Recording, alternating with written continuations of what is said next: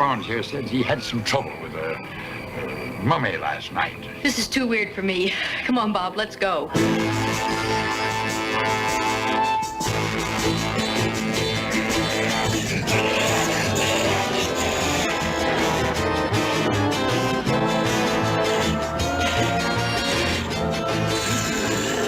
Come on, don't keep me in suspense. What happened? The greatest discovery of all time. Welcome back to the Drive-In Asylum double feature. I'm solo at the moment because Sam's camera just vanished right before we went live, so he'll be back in a moment, hopefully. We're glad you're back, and we hope you enjoyed our first feature of the evening, The Corpse Eaters, which is kind of a misnomer because they didn't only eat corpses. Well, you know, everybody's a corpse after somebody starts to meet you. Hi, Sam. Hi. Meet you, not meet you. Nice to meet you, as Mike Jack would say. Hope you guessed my name. Hope you guessed my name. Back from the Corpse Eaters. What everybody think? Let us know. It looks like people were like, yeah, it was okay. Which is way better than I thought it was going to be.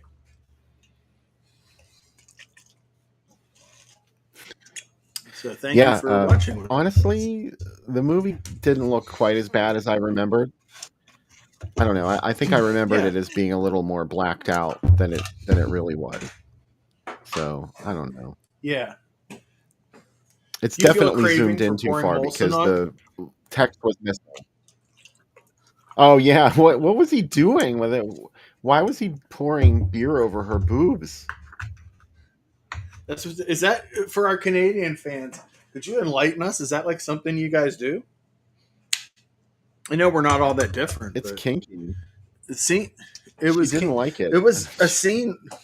I told Bill a very soft, swingy chopping mall scene of them just all you're out there hanging out with people. Like, you don't just like take someone's top off and pour a beer on them, eh? Yeah. Hey, dude, sorry I got beer on your nipples, eh? Eh? Eh? Well, yeah, it definitely had a very Canadian flavor to it. And I love the scene of their two nipples side by side. It was an intimate moment. Yeah. That's I guess that's first base in Canadian baseball. Nipple one, meet nipple two. Question for my Canadian friends, because we have many in the chat. Do you say first base, or does things go by hockey rules? Is it like, oh, first period, we got the first period. The first period is a little awkward.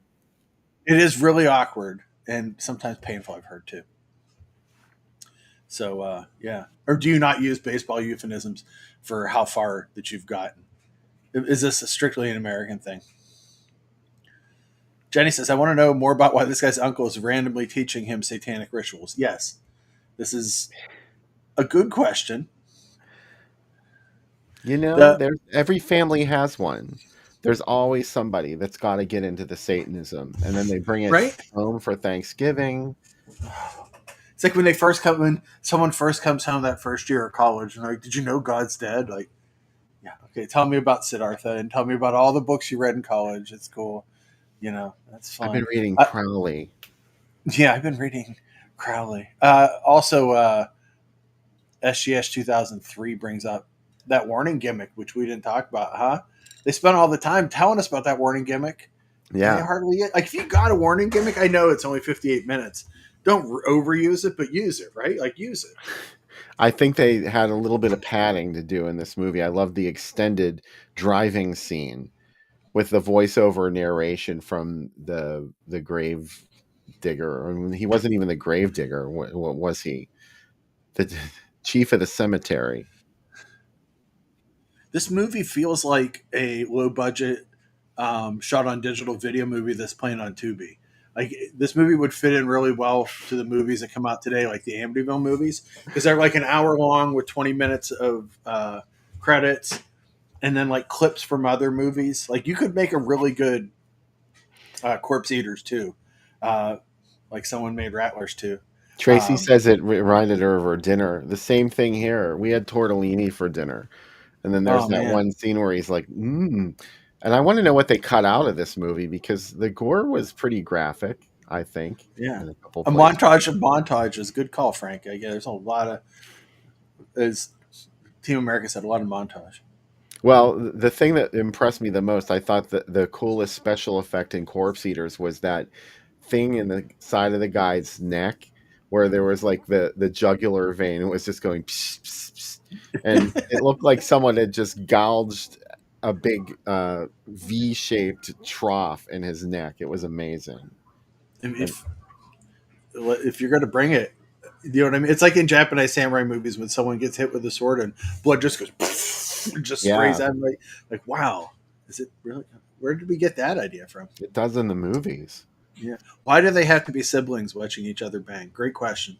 Um, why I not something I've ever done with my friends either. Like it seems like a private thing. Also, that Yeah. lake seems kind of like not a good place to swim or wherever they're at. They're like in a random field. I'm glad you were creeped out by that because I get really creeped And out about like when Brooke Adams goes yeah, swimming in that weird shallow pool in shockwaves. It's horrifying. yeah, yeah. Like it felt like they were in a very dirty place. And not I'm not talking perverted.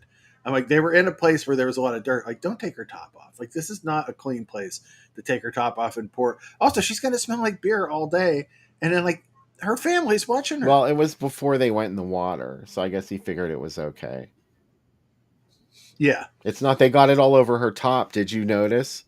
Like, they kind of Yeah. like notice it at the same time and they try and it's too late. Her top was soaked in beer. So you're right. I hope she wore the top in to at least rinse it out a little bit. Right? Like, and beer smells Oh, after a yeah. while. Like, you smell skunky all day. She's like, great, now I'm going to have. It's like, we've talked about this before. Probably the greatest nightmare we talked about is when you're wearing jeans and they get wet and you have to let them dry throughout the day. Like, this happens in movies where people go swimming in their jeans. We've seen it in some of the movies we've shown. And they just like, yeah, I'm going to let these dry on me for the rest of the day. You're not chafing all day? Like, It's very what is wrong? uncomfortable. It's super uncomfortable. I get okay, so that is a freshwater Ontario lake. Canadians much hardier than me. This your neighbor to the south here would not get in that water or hang out near that lake. I would. The one I I'm always cool. think about is Sam Elliott jumping into the water in his jeans. Yeah. Like he takes his shirt off, Right? but he jumps into the water in his jeans. But you know, obviously he was going commando. He was going Camaro. Oh yeah. He was going Ferrari. He was going commando. What is going and you can Camaro? see it. Yeah. Yeah. It's very sleek, Sam. He's going Trans Am. Yeah. Wow. Yeah, there's where are the parents? This is the uncle's around. When you have a weird everybody has though this follows a rule of my life. Everybody has a weird uncle that introduces them to stuff or a weird cousin. Like I wouldn't care about wrestling if my weird cousins didn't have all the magazines, right? And I was like, "Oh wow, what are these?" And they showed it to me and put it on TV. Like that's how you discover like heavy metal from or like D&D or satanic rituals from just one weird Satanic ritual. But it wasn't even like a heavy metaloid kind of Satanism. It was the old school kind, apparently. Psychomania is the same way. Like where they're like, "Oh, this frog." Like I want this movie to be super metal, and it is, but like the satanic influences in it aren't. Yeah. It's hey, there's Phil. Phil saw his name on the ad and he showed up. So hey, Phil, welcome to the show. Hi. Hey, Phil's doing Fight Club pretty soon. I saw I got the message that's coming up on the show. And yeah, I sent Psychomania to Phil because I got the one that's in the Severance set. Did you watch it yet? That's the important question. I listen to that soundtrack all the time for Psychomania. It's so good. It's wonderful. Vince, were you the weird uncle to anybody? Like, I mean, because hopefully I am to somebody in my life. I think that's our responsibility as horror movie fans to introduce it to people, you know? What's the Goblin soundtrack that they stole for Alien Contamination? Oh, that's a good question. Well, I think they recorded one new thing for Alien Contamination, and then they licensed the rest of it. Yeah, yeah. But I'm trying to think of what the other movie was that the songs came from before Alien Contamination. If That's only. one of those soundtracks I listen to all the time. It's that theme that goes there's like that weird pipe organ sound in it. Oh I yeah. love that one. Oh, it's so good. I think if David was in the chat, he would definitely have the answer for you on that. He's in there. Shockwaves is another soundtrack I listen to all the time. Hey, I fixed my turntable. Oh, did you? It's Awesome. been out of service for years, so now I have all these soundtracks on vinyl that I can listen to, like Alice, Sweet Alice. I got that yellow vinyl Ooh. pressing of Alice, and I forgot about it. It's been sitting on my shelf in shrink wrap for years. Oh, I'm finally getting to enjoy these things.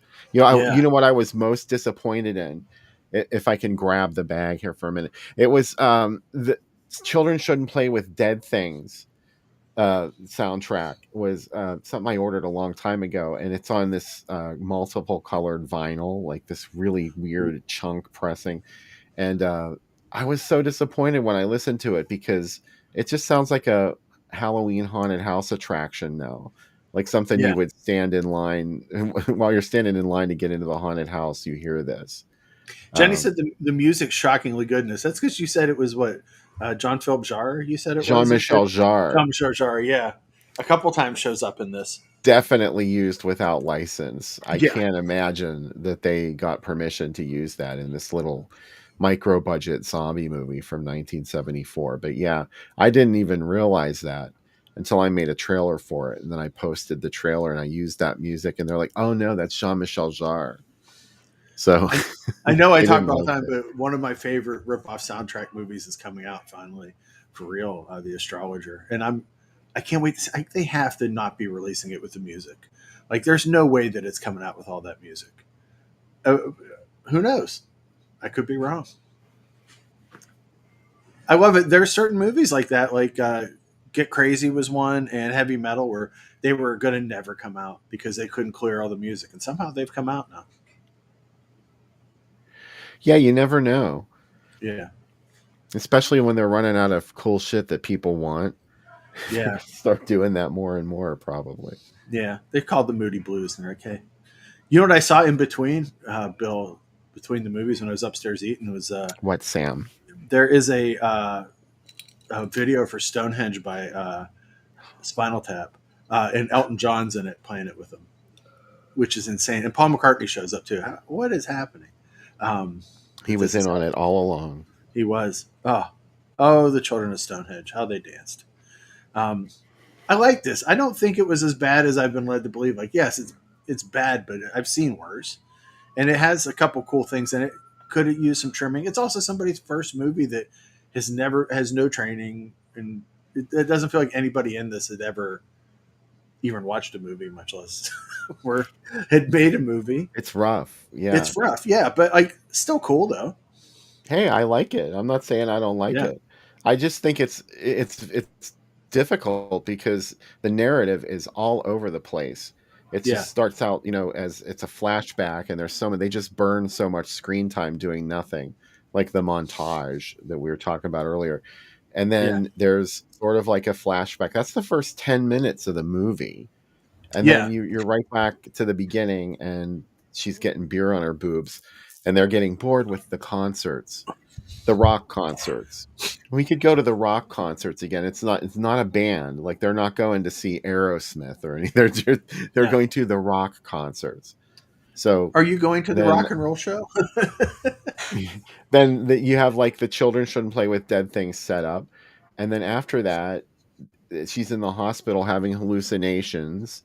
And then there's another hallucination at the end, or so we think. Like, was the whole movie a dream? I don't understand that part.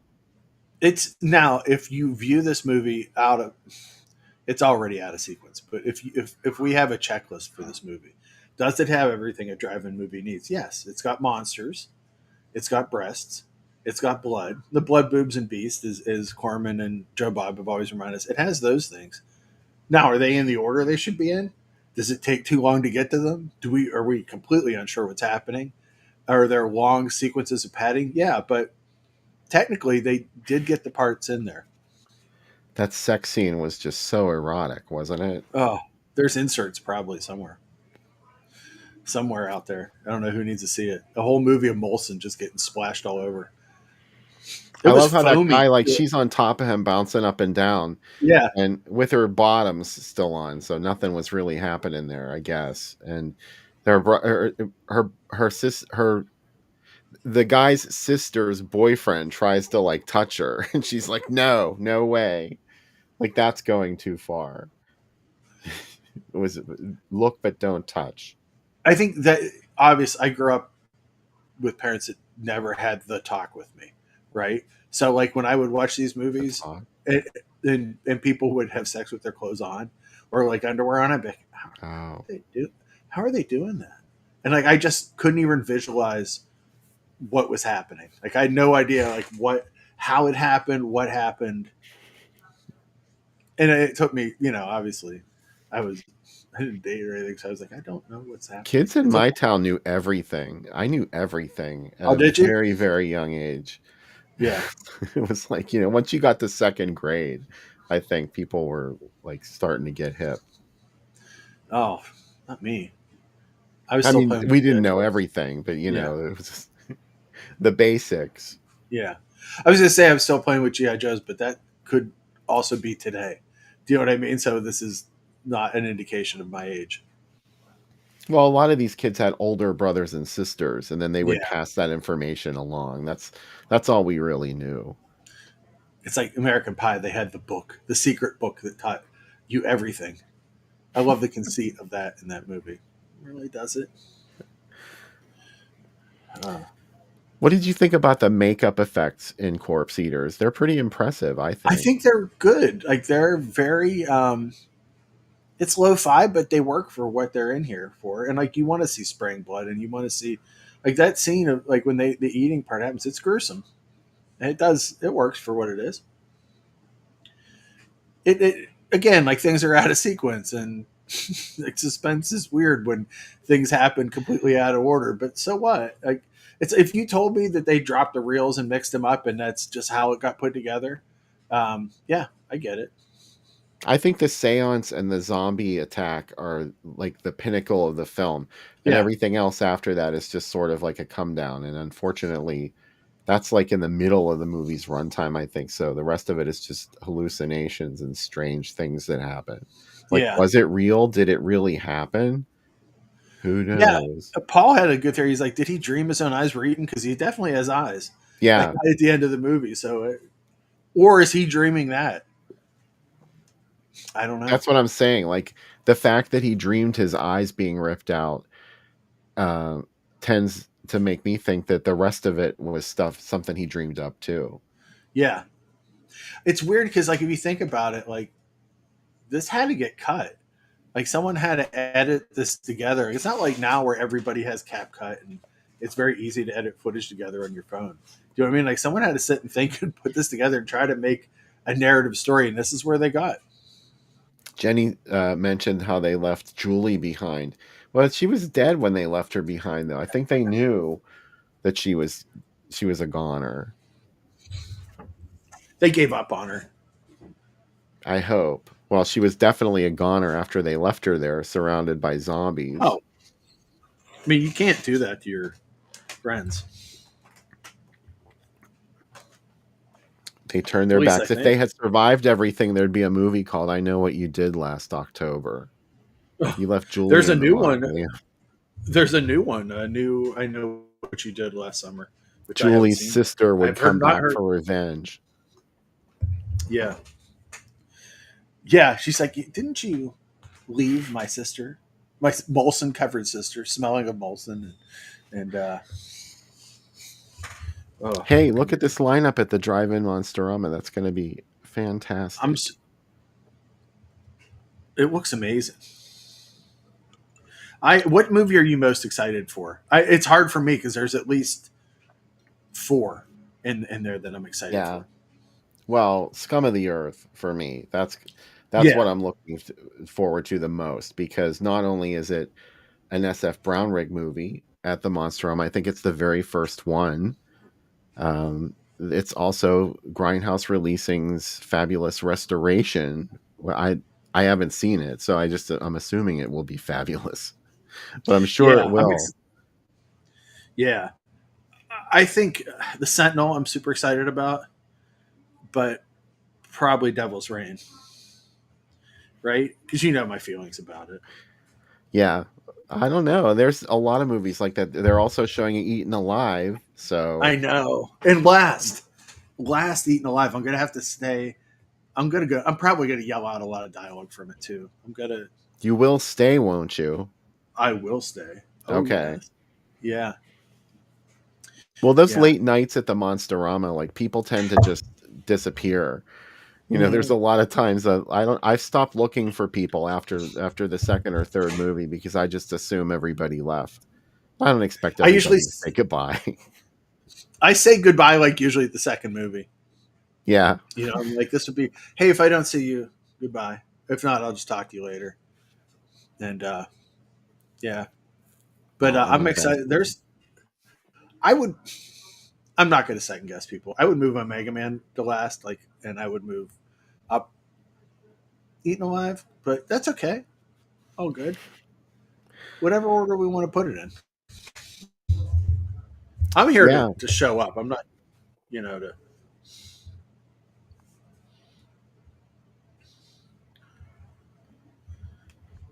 I think that's, but I'm also excited about what tie-in food will they have for these movies. Will we have deviled eggs for the deviled night? This is an idea. I'm giving this to the drive-in free idea. Deviled eggs, you know, um, to go with it. So our second movie tonight, uh, what is even the title? Because I've seen different representations. What would you call this The, movie? the Mummy and the Curse of the Jackals. I am the Jackals. I am reading this directly off the Severn uh, cover, which I have right. I thankfully brought out to be with me for this segment. Let me hold it up on camera. There it is. Ooh. Ooh. Uh, Bleeding Skull has the best review on the back of it. A must-see study in bad film sorcery, heaven on earth for lovers of warped '60s monster movies. I mean, that's this happens in the movie. Does it look this good? No, no, not at all. But yeah, this Oliver Drake is the person that did this. I mean, he started as an actor, but he was a prolific screenwriter. He wrote 151 movies in his career, and he directed 41, including two adult movies, Angelica the Young Vixen and Ride a Wild Stud, which he made after this. And he used the name Ravello et Card. You're not fooling anyone, Dracula, right? It's like the Alucard trick. They're And always trying to just pick different letters. What are you forced to use those letters? Yeah, he was a cattle rancher, and he had trained a horse, and he had come to Hollywood in 1917, and acted in silent films. He directed, wrote, and produced movies for Tex Ritter, RKO, Monogram, Republic, Gene Autry. That's why he did so many movies, right? Because there was a period where we talk about superhero burnout. Western burnout was even more. I mean, there were like numerous Western movies and into the 50s when they were on TV. He was so invested in the Western film genre, he actually bought a ranch just for location shooting. So a lot of the movies were shot in his ranch. But by the time this movie was made, he was done with Hollywood.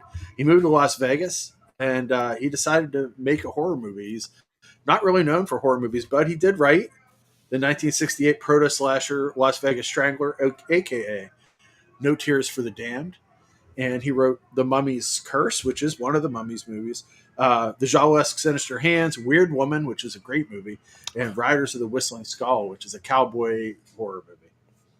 Weird Woman's an Inner Sanctum movie. It sure is, yeah. And Anthony Isley's in this, who is in Dracula versus Frankenstein. He's very a dependable leading man in these movies. He claimed that Oliver Drake was senile during the making of this movie. And his family's like, no, he wasn't. He lived for much longer after that. He also, his daughter actually has an IMDb review of this movie, and she says, it's not a good movie, but he definitely did more stuff in his career afterward. Um, he also, the other weird thing is Dracula, the Dirty Old Man, is also written and co-produced by William C. Edwards, who did this. He also did Ride a Wild Stud with Oliver Drake, and the jackal mask from this movie also shows up in Dracula, the Dirty Old Man. So, are these in the same universe? Uh, sure. Um, that movie also has the Alucard trick in it, and it has like Jekyll and Hyde mixed with Dracula. But man, You could do a fan edit of this and mix it up with Dracula the Dirty Old Man. Wow. yeah. And he also switched around the letters. The other Alucard trick is the mummy in this. His name is Sirach instead of Karis. He just flipped the letters around again. What the fuck are you doing? And Akana is the Anaka from the Universal movies. This is God. They're worse than Carmilla or Mircalla. Oh, this is you'll see the logo at the beginning for Vega International Pictures, probably a mob front. It's believed, but in Las Vegas Sun, there was an article about this. They said there's no social commentary, no hidden meaning. The horror characters are here to scare the hell out of the audience. That's that. It's designed as a breakaway from high camp and pseudo intellectual spook pictures. They ran out of financing before this movie was done. All the footage was confiscated by an unpaid contractor. And that's how it ended up on VHS in 1985 when Academy put it out, potentially unfinished, complete with sitar music and surf rock instrumentals, because the filmmakers had never decided what kind of music would go into this movie. I'm sure people thought, what kind of music would Egyptian mummies like? Surf rock, sitars, makes sense. Drake himself was trying to sell it at some point, and there are even vague thoughts that it played on UHF in LA at some point. But you know, he made another movie at the same time, Oliver Drake. They Ran for Their Lives, and he sold that to the CBS Late movie and made money on it. So, you know, maybe he did. But anyway, if you like showgirls, and if you like mummies, and if you like scientists, and if you like John Carradine, and if you like Las Vegas in the late 60s, good news. All of these things are in this movie. It is baffling. This movie has scenes that go on forever that you're like, why are these taking so long? Of people talking, but also an amazing fight between a jackal man and a mummy, and long transformation scenes that I'm sure looked a lot more exciting 20 years ago when 20 years before when Lon Chaney did them, or 30 years before. They're not as exciting here. They shockingly, like, a hand doesn't show up and put a whisker on him in the transformations. But yeah, this also stars as Princess Akana Marlisa Pons, who is an incredibly famous belly dancer in Las Vegas. She had an uncredited part in Cleopatra, and she's also in a Renee Bond movie, Did Baby Shoot Her Sugar Daddy, which is pretty cool. Anthony Isley is renegade archaeologist Dave Barry, and what's amazing, she falls in love with him. He gets the curse of the jackal. He looks a lot like Cubby or Reggie. He looks, if you told me he was a Chihuahua and not a jackal, I'm going to believe you. Yeah, this, and then there is, I'm going to quote John Carradine in here. When he says, he looks at a coffin and he says, I can tell from the mold accumulation that this casket is 4,000 years old. What? How? Like, are you that good? He should have done like the finger test on it. Like, yeah, it's 4,000 years old. I've got a degree. Here's what I wrote about it. It said, is this movie heaven? Yes, if heaven has werejackals and a mummy battle on Fremont Street back when Vegas was seedier and cooler and filled with tourists who just look and keep on gambling, because yeah, you see monsters fighting every day, but you only get to go to the chance to go to Vegas every few years. This is 80 minutes of film with 2 sentences of plot, just like I like it. It completely rips off the Universal version of The Mummy, but adds in Herschel Gordon Lewis tongue gripping. And there's also a scene where Dave takes Akana out on a date, and he says, she's not from here. She comes from back east. Like Nomi Malone. Yes, exactly. She is like different places. Yeah. And the cinematographer on this is William G. Troiano, who also shot Ride a Wild Stud, They Ran for Their Lives, and No Tears for the Damned. But he'd follow this by working on Horror of the Blood Monsters. He also shot The Wild World of Batwomen, Sheep Freak, and The Devil's Messenger. That's what I call a career. And here's the weird thing. Here's where you will enjoy this, Bill, where our worlds come together. The makeup effects are by Bert Holland, whose credits go. He worked on Rabid, The Baby, Wilmora, The Undertaker and His Pals, and Terror Circus. He fed Jennifer Ashley Dinty Moore, probably. Probably. And he spent several days doing a transformation scene that was cut from this film.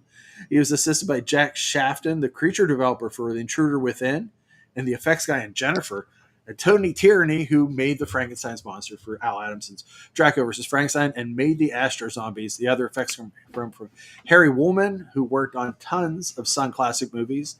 Hangar 18, In Search of Historic Jesus, also worked on, Bill, this is a career. You ready? Evil Speak, The Incredible Melting Man, Rattler, Supervan, Love Camp 7, Dolomite, and Don't Go Near the Park. Right? Wow. Right? Oh. Shining luminescent diamonds, each and every one of them. 4 assistant directors on this movie, including Wyatt Ordung, who shot Navy and the Night Monsters and wrote Robot Monster. This movie has so many weird people in it. William Kirkham, second unit for The Dark and Plan 9 from Outer Space. Russell Hayden only worked in this. And Robert Farfan, the assistant director of Rebel Without a Cause. Also, that's not going to help this movie at all. He also did Bride of the Monster and Moonfire. Yeah. My second favorite Carradine line in this movie is, we can't just stand by and let a 4,000-year-old mummy and a jackal man take over the city. They're going to take over. All the crime bosses are going to have to bow down to them. I would love if that was the movie, if they did this. It's just, what's amazing is Severin found this in an estate sale. They literally found all the battered reels there and got them and cleaned them up. This movie looks like a different movie. It's something else. I love, as I've said before in the show, off-brand mummy movies are an obsession. Don't get any more off-brand than this. Pretty wonderful. Sam says, finish my Joe Bob review. Sam says, check it out. 5 stars. Well, as we already mentioned, this did not play theaters, and we're not even sure if it played TV. But I have a collection of mummy ads for us to look at. Oh, you know my heart. These were just some mummy movies that I pulled off the top of my head. Karloff. The original. Karloff himself. That creepy kid, Boris Karloff. Oh. That's what they called him on Inner Sanctum. Yeah. Remember, he did like a whole week's worth of stuff on Inner Sanctum. Oh, yes. Do you like how short that pharaoh is? Like, I know he's sitting down, but he's still short. Yeah, he's seated. Yeah. Zazu Pitts will be showing up in The Crooked Circle, our second feature. Man. Anyway, there are so many ads for the mummy. I could have gone on and on, but that's just the first one I grabbed. I like this one, the Hammer Mummy. Oh. I do like the Hammer Mummy. I think this one is really scary. The Hammer Mummy is scary. Of course, the 30s mummy was not scary. He's so slow. You're like, is he? Well, yeah, he's never like this in it. He's not a zombie in it per se. I mean, like Karloff does appear as normal. He's kind of like Baron Blood. Mm-hmm. Yeah, good call. Have mummy will scare. That line on the top's amazing. Mm-hmm. This mummy looks terrifying, especially that, to terrify the world like that that's awesome. Torn from the tomb. That has an uncomfortable connotation to it. Bloodbreads of the Blood Mummy. Yeah, this one. Did you say that you don't know what that movie is? I haven't seen it. No, I love the art though. Yeah. Because I feel like this is something that you've told me about in the past, but it might have been. I've had a lot of concussions. So yeah. We have talked about Jaws of Death though. A lot. Yeah, I could go on and on about it. About poor Jennifer Bishop. Getting chomped on by a shark. The bar in it. I mean, that was not in her contract as a nightclub performer. No. I'm here to sing and dance. I'm not here to be chomped on. And then, of course, there's Dracula, Prisoner of Frankenstein, which we watched last week on the program. We In sure fact, I did. showed this ad last week, so this is a total repeat. I make no apologies.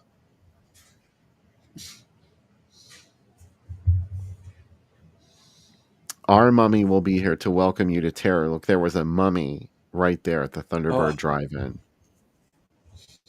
what a wild double feature! This and Night of the Living Dead, Yeah. right? It Oh, should have been is it? Zombie.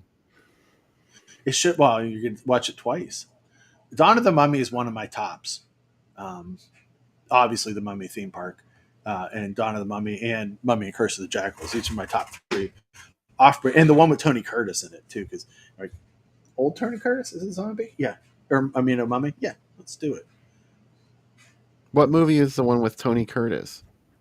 It's from the '90s. Wait, I'll find it. If only I had prepped That's stuff why like I you don't did. know it, because it's from the 90s. Yeah, you're like, oh no. The You know, Mummy Lives from '94. Tony Curtis plays Azui, an Egyptian high priest of the god Zoth, who comes back to life as a mummy. Yeah. There's also Russell Mulcahy's Tales of the Mummy, which is not good.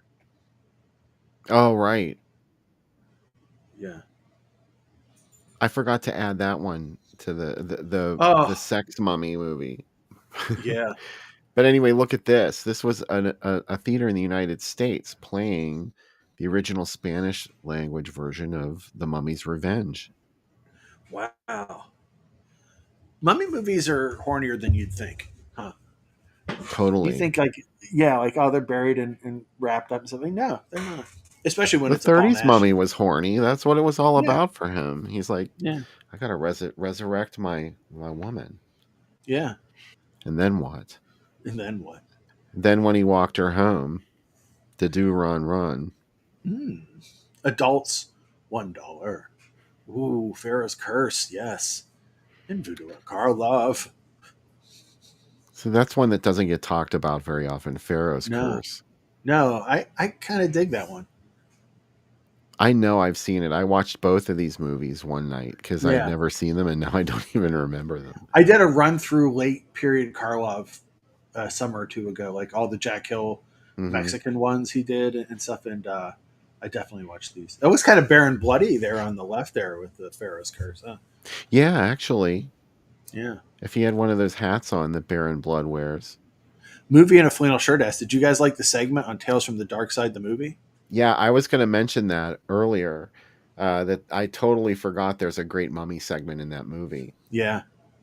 There's a great mummy episode of Amazing Stories, too, where that actor gets stuck in the mummy costume and his wife's going to have a baby and he's trying to get to the hospital. Do you remember that? Vaguely. And he's like in a deep southern town where they're shooting it on location and everybody thinks he's really a mummy and they're A chasing real him. mummy is loose in deep Yeah, south. and everybody's like, we got to kill this mummy. Mm-hmm. It could happen. To be fair, I mean, some of the Universal mummy movies are set in the South. Um, they have That's true. continuity unlike all the others. Yeah, I like Curse of the Mummy's Tomb a lot. Yeah, and the Gorgon too. It's a good double feature. I love The the idea of going Gorgon. to the idea of being at a drive-in in Hawaii sounds so romantic, doesn't it? Absolutely. I'd be there every night. Yeah. Of course, I wouldn't. There would. I'm imagining a life in Hawaii where I would have leeway to do that, to go there every night. Oh yeah. Well, I wouldn't have to work my ass off if to you're live in gonna if you're Hawaii. gonna make if you're gonna make a dream that big, like dream the whole way. You know, don't dream it, be it. You can't live in Hawaii anymore. People that have lived No, there for generations can't afford to live there anymore. no, I know. And here we're all trying to go to the drive-in. Oh yeah, Chris says he likes the mummy from Scooby Doo. He goes coin. Oh yeah, Ah, Time Walker, there he is. you knew I was going to show this one, right? Yeah, for eons they traveled the galaxies for centuries. He was wrapped in a pharaoh's tomb. Spoiler warning: now he is free. Yeah, it's all right there on the poster because Yeah, you're not supposed to know that he's an alien yeah. at Come the on, beginning. people. They just couldn't resist marketing it as Oh, science fiction because science fiction was hot at that time. That was 1982. So E.T., you know this was the other thing I love about this movie, Bill, is there are extended dance numbers in Mummy and the Curse of the Jackals, and you know how much we love that with just random dance numbers. And also, oh, like I love seeing showgirls on stages that obviously aren't stages, and then we go to the dressing room and there's action, like attack scene in the dressing room. Love it. So yeah, movie and Brett said all final the short. coolest people are moving to Monongahela. Great coffee and books on Main Street. Thank you. Yeah, they're getting the place all fixed up for you too. The streets all torn up. Yep. Movie in a Yeah. flannel Time shirt Walk. says, "What's our opinion on the Brendan Fraser mummy movies?" I You own go them. first. I own the whole set. I'm gonna do them on the site because I'm doing like movies that have a lot of sequels. I like them. They're adventure movies. They're fine. Um, I like Dawn of the Mummy is more my speed because it's like like mummies killing people. Um, that's what I like. But I think it's funny to go back and watch the Brendan Fraser movies now, though, because the CGI is incredibly dated, especially like the Scorpion King stuff. And Yeah. you're like, wow, and that's not that long ago. And I can only imagine how some of these movies will look. Well, I think at the time people complained Yeah, about that the yeah, special effects were really dated, like when it was brand new. yeah. Yeah. The special effects were special. What do you think of them, Bill? Well, to me, that's the whole problem right there. Is like that Yeah, the special effects aren't good, so the movie's not good. Like the movies that we watch on the show, like the special effects are usually not that great, but sometimes the movies aren't great either, but they can be.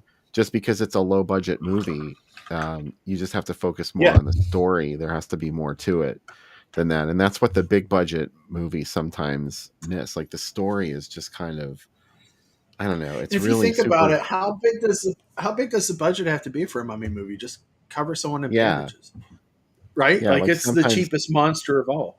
spectacle changes the whole thing. Like that, those movies were full of spectacle, and and I did like them. I'm not saying they're not good movies. If you know, it's more like an Indiana Jones thing than a horror movie, even though there are horror Yeah, elements to it. I heard a funny quote today at the Gorefest. I was talking to Steve Radisky, who directed the movies Kara's Hell 1 through 3. And he also did Amityville Christmas Vacation that has Ben Dietls in it. And he said that the Nazis are the bad guys in the Carousel movies. He got a letter from somebody that said, "I really like your movies, but why are the Nazis always the bad guys?"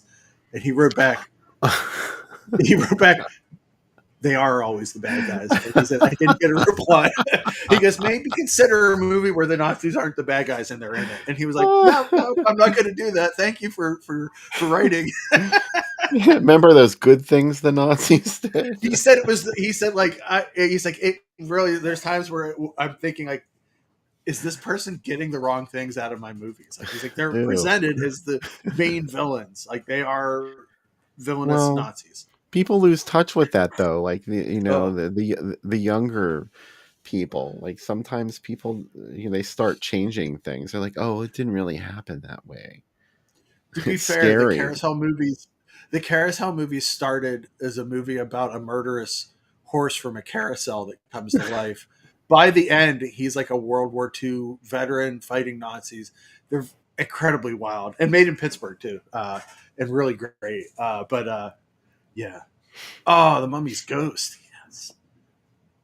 I get all of the Universal Mummy movies mixed up. Yeah. You said I Mummy's Curse was connected to this. To Yeah, this. Oliver Drake wrote that, and that's one of the ones that people really don't like.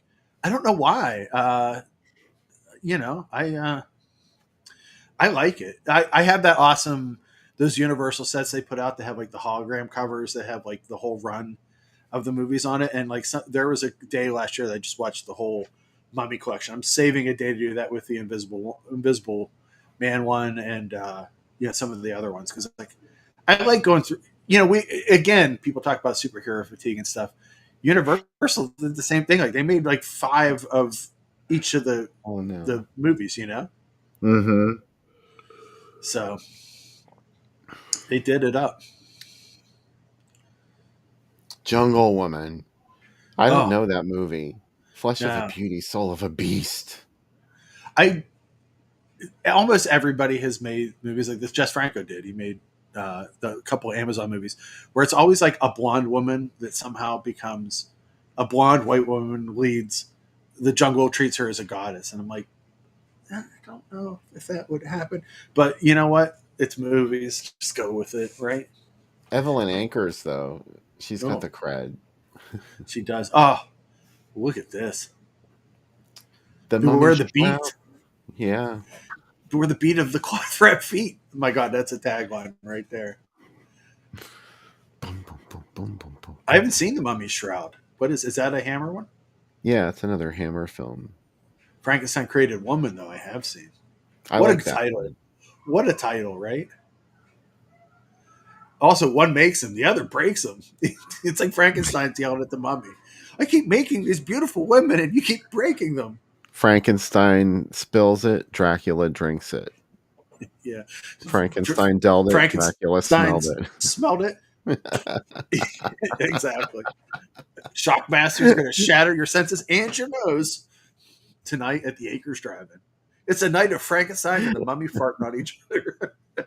Sorry, Frankenstein's monster and the mummy farting on each other. Get it right. Sorry, guys. Right? Right. I would get so upset as a kid when people would say, I like who's your favorite monster? They'd say in class, and someone would say, I like Frankenstein. And I'd be the kid who'd be like, excuse me, that's Frankenstein's monster. Frankenstein is the doctor. And kids Oh, would be like, right. Yeah. yeah, I was that no. kid too. And I Yeah. wonder why I didn't have friends.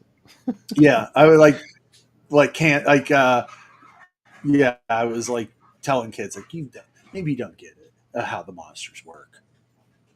You know, you don't Yeah. understand. You're not like a real monster kid. You know, you Yeah. don't even read famous monsters. No.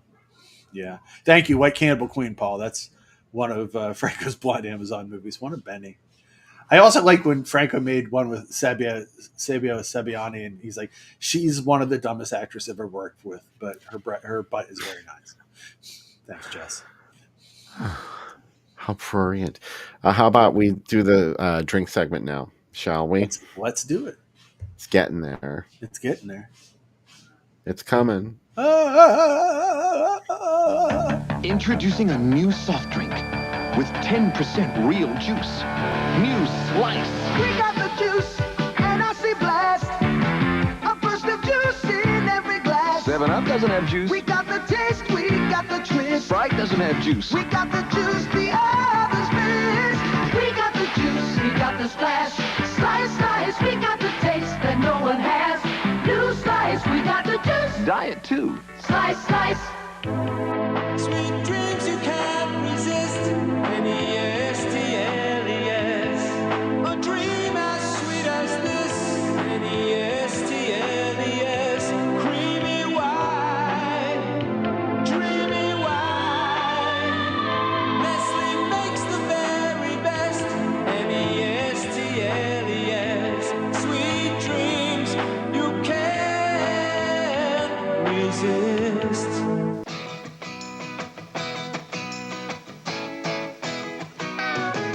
Get your sea shined up, grab a stick of juicy fruit.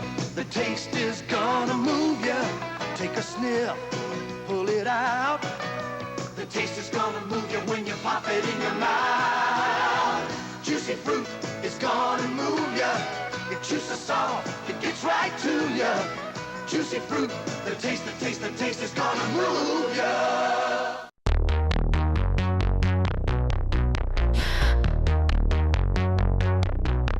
Into the crypt and the walls are gold. I take her hand as the darkness grows. Now my eyes see things in the dark. Now my teeth glow in the dark. She made me one of Anubis' own, the dark-headed man with the jackal's bones. Now my hands feel things in the dark. Now my teeth glow in the dark.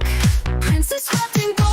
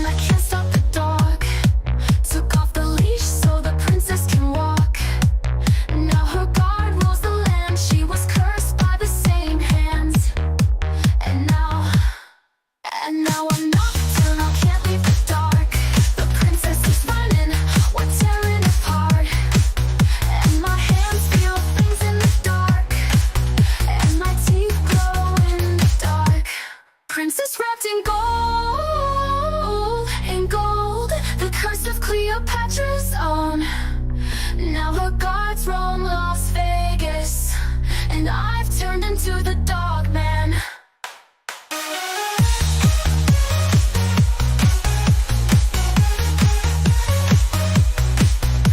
her cards roam Las Vegas, and I've turned into the dog man.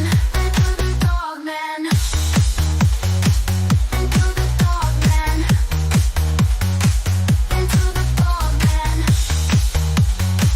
Into the dog man. Into the dog man. I'm so excited. If I haven't even already said it on the show, I've probably said it 10 times. The Mummy, The Curse of the Jackal. This is cinema, is what you're getting. You need a drink. You need the Rummy Mummy. I don't know about this. Yeah, you do. 2 ounces of Courtney Love's best song, Malibu.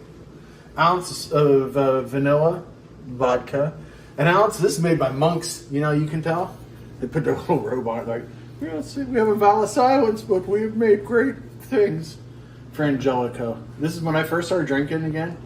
I bought this, and I was like, I'm going to get messed up on this. All the old people I knew when I was little had that. Because I was like, why is that bottle? All the old Italians, product All the Italy. olds. Yeah. Friar Angelico lived 3 centuries ago in the shadow of the Italian Alps. Through his love and knowledge of nature, he created precious liquor. I'm carefully I suggesting. am married to an old Italian. Slick and now. hazelnuts. I am Friar Angelico. Hey, you want to try my little bit of... Hey, you like the juice? That's Greek. Anyway, start With half and half. with half and half. Get it up to here. In your cup. In your cup. You can use sweet cream if you like that. You can use whipping cream. You can use whatever you want. Don't use Gatorade. Just use half and half. Be cool with it. Right? And then you get these. You pour that in. And now, you might tell that the viscosity of the alcohol and the half and half is different. I'm gonna give it. Somebody's interested in this drink, by the way. Oh, he's not letting me in. Stir. You might want to capture our guest who has come to make this drink. I shake my toys all over. I put my toys all over. All right, so we have the Rummy Mummy. It's back. It's back from the pyramids to make a mess all over your wife's beautiful countertop. Oh, the mummies of the night. What sweet music they make. Zuzu. No. Man, you would go to Starbucks and get this. I would just drink the half and half. I think you would go to Starbucks and you would get this and you'd be like, I can't believe what they're making. It's MSL, Mummy Sweet Latte. Mummy Spice. Mummy Spice Latte. Mummy Stoli Frangelico Latte, MSFL. MFL, motherfucking latte. Rummy Mummy. Anyway. Just drink. Pazuzu. Pazuzu. Pazuzu. I drank the Rummy Mummy last night. The Rummy Mummy and I took a tangle last night. It was good, Rummy Mummy. Yeah. I've heard about that Rummy Mummy. Yeah, I'm just drinking Turkey Hill right now. And that's not an alcoholic drink. If you're not from Pennsylvania, it's the big thing. Turkey Hill. I was not on brand this time. I made a melon ball with absolute pears and Midori mixed with pineapple juice. And I was going to make another batch, but I realized I didn't have any pineapple juice, so I still did it anyway. I had the ingredients. So this is pure absolute pears and Midori. I'm looking forward to the third segment. Now. Yeah. Yeah. It's only a small drink. I didn't go overboard. I'm prepping ideas for the drinks for the drive-in. Starting to think through what movies will get a drink. What movie? I'm sure Scum of the Earth is getting a drink. Yeah, it better. Yeah, right. It's just going to be straight up turpentine. That's what we're going to have for that. But yeah, I'm excited. AC Nicholas will like that straight up turpentine. I mean, he made me drink a can of paint once. It was disgusting. It was horrible. But you know what? He did it, and I lived. We did crazy glue together once. Just from, did you huff it or did you stick it to your hands. I'm not gonna say. Oh, He swore me to secrecy. my parents used to always get me that airplane glue that was made with oranges. That had like the orange smell in it that you couldn't huff. And I was like, I'm not gonna huff this glue. Of course, I was gonna huff the glue. What the fuck are we talking about? All right, they knew better. Ah, as I made the kits. Yeah. I'm excited. Who has seen this movie? Let us know in the chat. I saw a few people mentioning it. There's nothing like the world this movie. I have an affection for late 60s, early 70s Las Vegas too. Like, so when, Becca lived there. So when I went out to visit her family for the first time, I made her take me to the old Vegas, not to the shiny new Vegas. And that's the cool parts. Did you go to the Cheetah? No, I didn't go to the Cheetah. I should have. I think it's gone. No. It's a restaurant, I think now. Yeah, but it's weird because like I was shooting a commercial in LA, and I finished like at 11 o'clock at night, and my flight was at 1 a.m. to Vegas, and they were all still up because they were just out hanging out all night, and like they picked me up at the airport at like 2:30, I think, in the morning or something, and it was like, wow, it was crazy. And we went out and ate, and I was like, Vegas is weird. Yeah, it was fun. And then the next day they took me to the woods to shoot shotguns, or the desert. I mean, to shoot shotguns. I mean, that's perfect. What a vacation! These are the things I enjoy. What's that screaming? Becca's watching some. They're screaming in my head all the time, so I didn't know. Yeah, I was going to ask you. Does everyone hear that, or is it just me? No, she's watching she's either watching a Halloween movie or true crime upstairs. So. Yeah. That's right, Jenny. You're damn right it ain't dancing. Yeah. I'm so glad we played Showgirls. I know. I was really bummed out about the audio issues we were having. I still want to do, our Showgirls roundtable pre-recorded. Oh, so yeah. To make up for that gap. Yeah, that'll be great. Thank you for putting together that Mummy retrospective. That was awesome. I don't know what it is about the Mummy. I think it's all obviously when the 20s Tutankhamun tour happened. Like that was like a big thing in American pop culture. Like people got inspired by it. As a kid, I was terrified of the Mummy because of the idea that Tutankhamun had what do you call it? Supposedly the curse, and you would see it on all the shows when you were a kid when they would talk about it. I'm like, if I ever look at this mummy at the museum, I'm going to die. David, we're watching The Mummy and the Curse of the Jackals next. It's on Tubi for your viewing pleasure. It's also on YouTube. If you don't get commercials on YouTube, you can watch it there. I posted the link to both of them, I think, on the Groovy Doom Facebook page.